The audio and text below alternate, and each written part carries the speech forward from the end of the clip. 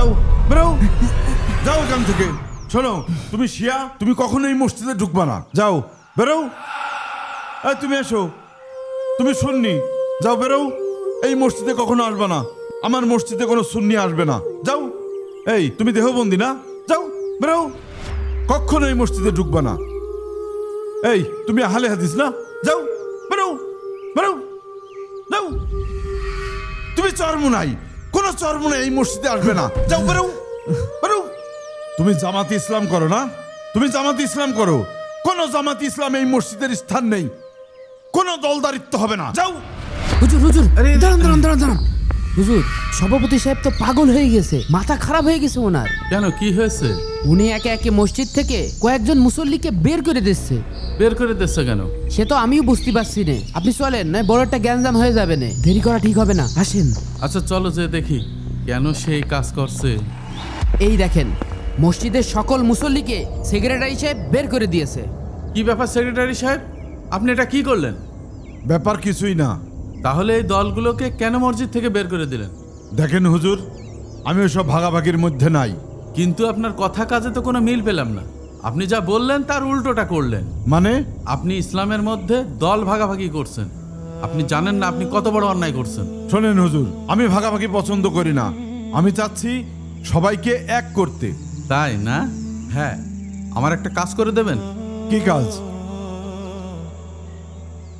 এই নেন, এই পেন্সিলটা ভেঙে দেখান, দেখি আপনার গায়ে কত শক্তি। এইটা ভাঙতে হবে? এটা কোনো ব্যাপার হলো? হ্যাঁ, এই দেখেন, এই দেখেন। ওইটা ভাঙতে পারলেও এটা নিশ্চয় ভাঙতে পারবেন না। আবার?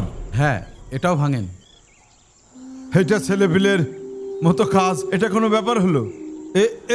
এই যে ওইটাও ভেঙে ফেললেন, তাহলে এটা ভেঙে দেখান। আবার এইটা ভাঙবো? আপনি আমার সাথে মশকরা করছেন হুজুর? আমি তো বুঝতেছি না।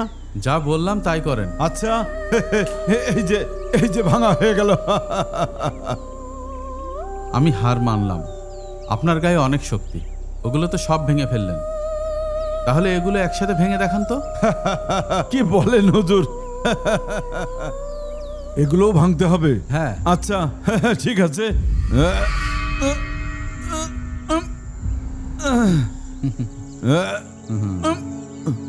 হচ্ছে না তো হুজুর? আরো চেষ্টা করেন, দেখেন পারেন কিনা।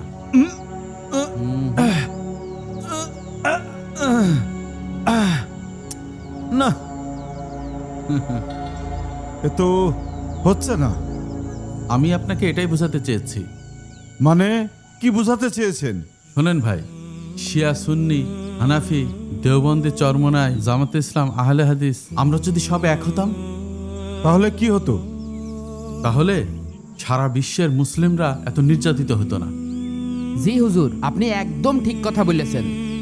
কিছু মুনাফিক আছে যারা মুসলমানদের সাথে মিশে মুসলমানের ভিতরেই ভেদাভেদ সৃষ্টি করছে, যার ফলে আমাদের ভিতরে এতগুলো দল।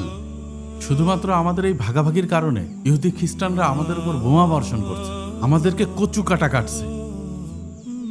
হুজুর, আপনি তো ঠিক কথা বলেছেন। হুজুর, আসলে আমার ভুল হয়ে গেছে। আমি আসলে ভ্রান্ত ধারণার ভিতরে ছিলাম।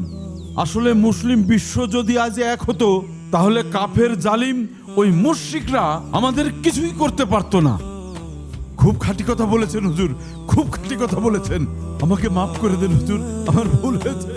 ঠিক আছে, আলহামদুলিল্লাহ। বন্ধুরা, মেসেজ তো দিয়েই দিলাম, এখন আপনাদের কাজ শেয়ার করে সবার মাঝে ছড়িয়ে দেওয়া।